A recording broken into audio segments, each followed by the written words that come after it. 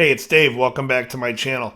Today I'm going to show you a few chords that's used commonly in some Steely Dan songs, and I've had some people ask me about them, so I figured I would show them to you. And they're chords that I think are important, and I've used them in other videos, and here I want to collect them and talk about them. Let's start first with the A11 chord. Here we basically have what you could call a G over an A. However, the G acts as the 7, 9, and 11. Some jazz guys will call this chord a 9 sus4, and that's fine. On this channel, I call it an 11. That's what I always call it, and I don't care. So it's pretty much in lieu of like a 7 chord. It's nice. It also acts as, depending on the song, it'll act as the G over A, like in songs like where you're going back and forth. The next chord I want you to take a look at would be the major 9 chord, which would be basically like an A triad with a D in the bass.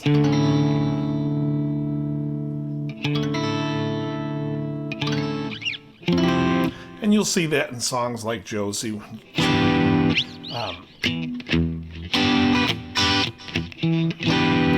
Josie comes home.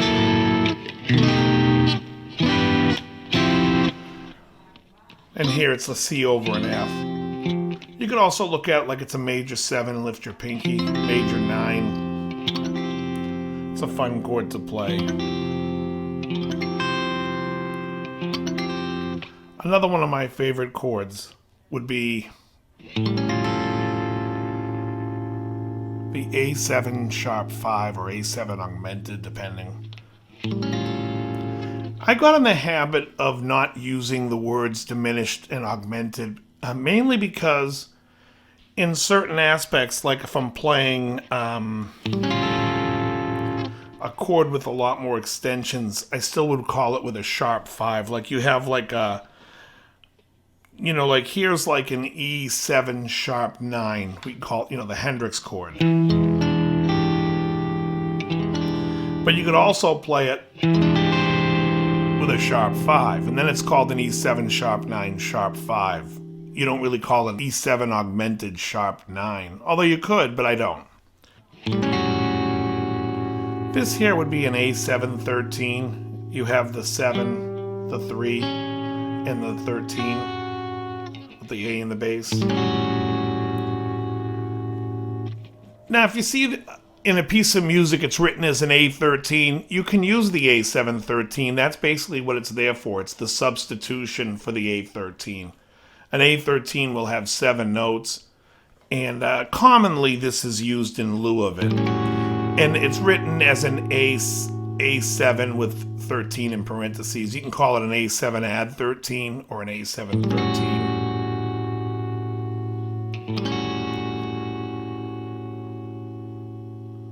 And that's cool because you can also then add your pinky here on the B.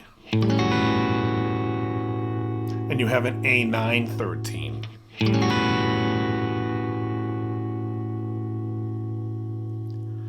Now what's cool about this chord is you can play it like this.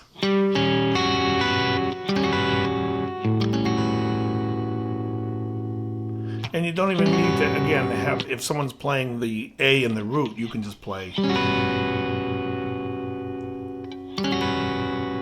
And it's a nice chord substitution.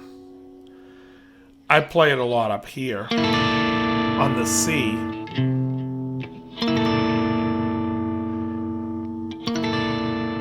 When playing like in G blues. Because a lot of times when I play blues, there's always another guy playing like, and which is just a G7. And I'll want to come in with a different texture, so I'll come in playing what's called a stacked 4. Now a stacked 4 is 4 notes a fourth apart, so you have a B, E, A, and D. And I play it like this, where I bar this, and then I bar these 2 strings with this finger, and I play this. Now, a good rule of thumb is when you're trying to substitute is if you're playing a G7 and you want to play this, which is really what we call a G6-9 chord. It's got the third, 6, 9, 5. Is you play with when the 5 is on top. So if you memorize this position of this chord, as long as the 5 is on top, then you know this is a D, it's a G. But also you can do it when the 1 is on top. Here we have E, which is the 6, A, which is the 9, D, which is the 5, and G, which is the root. So we have it here also. So you can play a stacked, typical stacked chord position where the high note is either the root or it's the 5. So if someone's playing...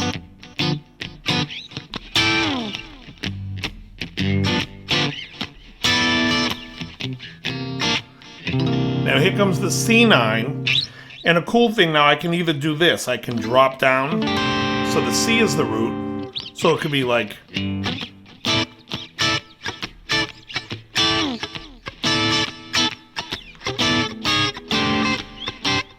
And now I'm playing the C stack, or I could play that 9-13 chord that I showed you. So if I'm going...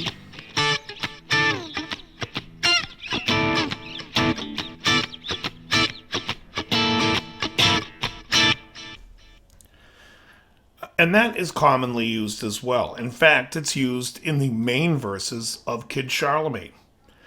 So let's take a look at Kid Charlemagne. We have an A minor, typical A minor, an A, C, E, A, to a G6, which is G, B, E, G. Now some people are going to be like, there's no 5, you need a... Shut up. Shut up. You don't need this for this to be a G6. Some people are like, oh, it's a C major 7 without... No, it's not. The bass is playing a G. It's a G6. There's an E in there. I'm omitting the 5. You can do it. In fact, they did it. The next chord goes to the bass on the F, and it goes to a stacked 4, where the C is the high note. Remember my rule, it's either the 5th or the root. Here it's the 5th. Then it goes to a B flat 9-13. A flat, D, G, C. So all together it's like...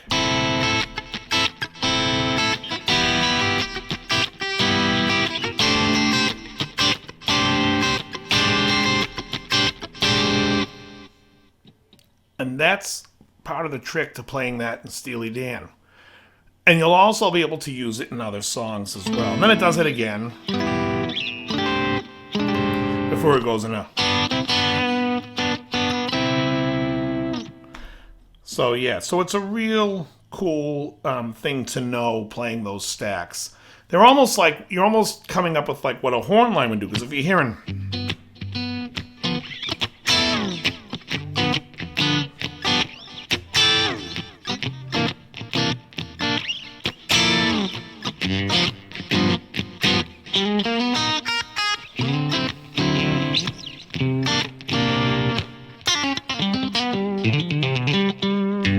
Whatever. It doesn't matter. Just trying to show you the chords. So that is something to look at. Now going back to the first thing we did, which was this 11 chord. This can be used in many different ways. I showed before how there's an E11 where you just play a B minor 7 with an E in the bass. That would be an E11 chord. That's a nice chord to use. Another one of my chord favorites is, well, first I'll show you where I pick it out a lot from is, you know, you have a lot of people that talk modally, and they'll say like, I like the way Lydian sounds, or I like whatever. And to me, it's like, there's a degree of silliness into it only because you're not communicating well, even though it's the correct term. But I don't really agree with it, because if I'm playing one of my favorite chords, which is a C, add 9, sharp 11, to me, I consider this the 4 chord of G. And so I like what I call starting on the 4.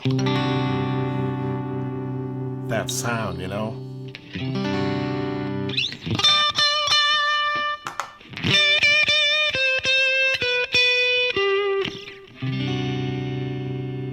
To like an E minor 9, which is like a D chord with the first finger on the 5th string.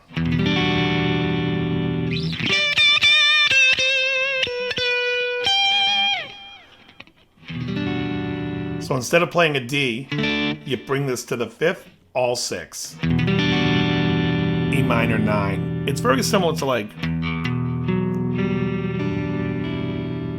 that's where the 9 is lower, here it's on top.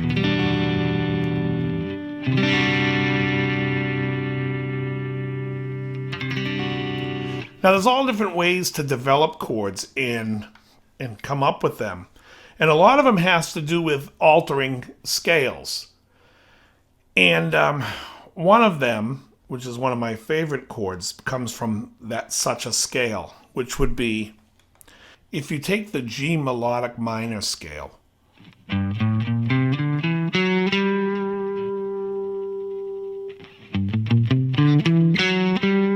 this will have a raised 6th and a raised 7th, the melodic minor. And what it does is, it keeps it basically like a major scale with a minor 3rd.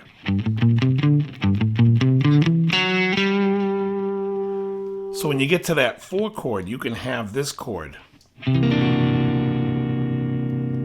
which is a C9 sharp 11. Great sounding chord. And that derives from the 4th position of the G melodic minor scale.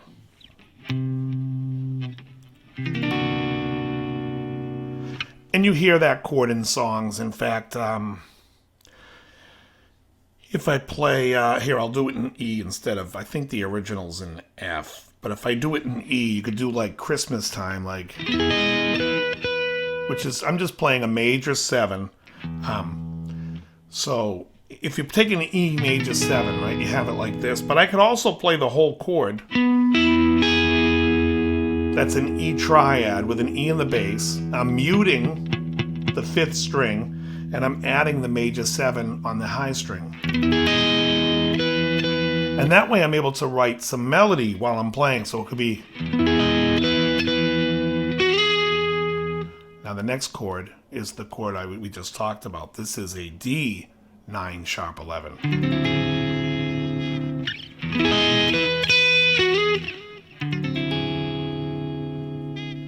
It's just, those are like my favorite sounds. I really love interesting harmony under a melody.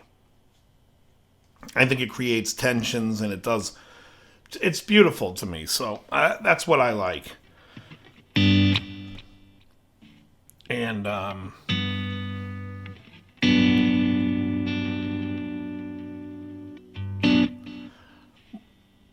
moving on. There's some other really interesting chords we have. We could take like a G major 7, which I'm just playing the G on the 4th string.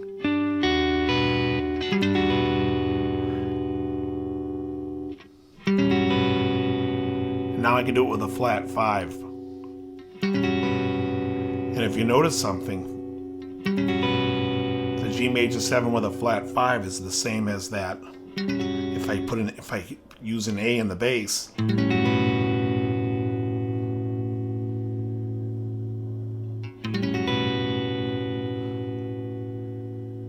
it's got the 7, the 9. It's basically an A9 13. But if I keep it just with the G in the bass, D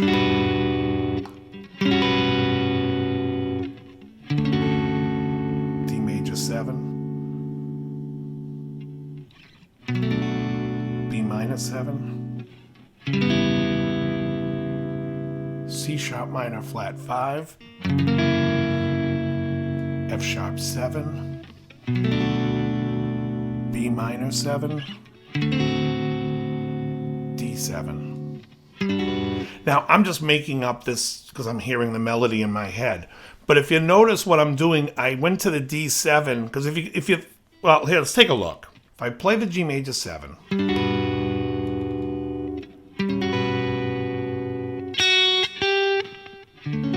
that's what I'm hearing.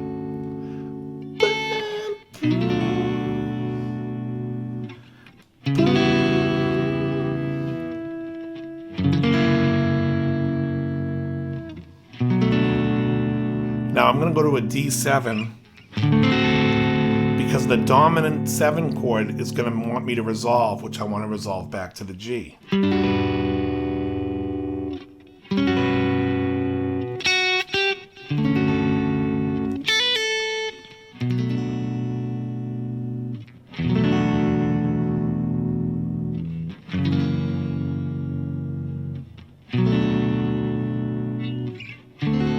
Now that time I substituted the C sharp minor flat 5 with the E.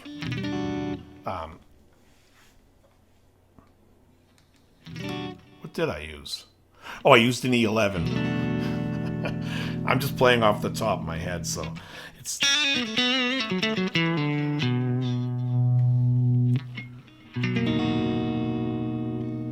You know. So anyways, that's kind of like, there's some nice pretty chords. And what I recommend doing is trying to go through those chords. Real quickly, here's an inversion of an E major 7. You can move it to a G sharp major 7 or a D major 7. It's really a nice movable chord, but basically it starts with the... you have the major third, the major 7, and then the 1 and the 5. Major third, major 7, 1 and 5.